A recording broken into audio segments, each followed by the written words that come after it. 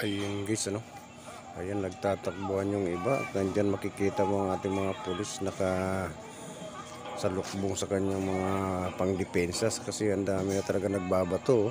Kung makikita mo, sunod-sunod ang pagbabato at nagsusunog pa. Ayan katanungan ng ating mga viewers, sino kaya ang mananagot sa pagkatapos nitong rally na ito? Kasi talagang maraming nasasaktan at may mga damages pa. Katulad yung container van na yan, sinusunog. May halaga din yan at sino-sino kaya. Ayan ang mga pulis natin, makikita mo, nakadepensa lang sa kanila pang So ayan, kawawa naman.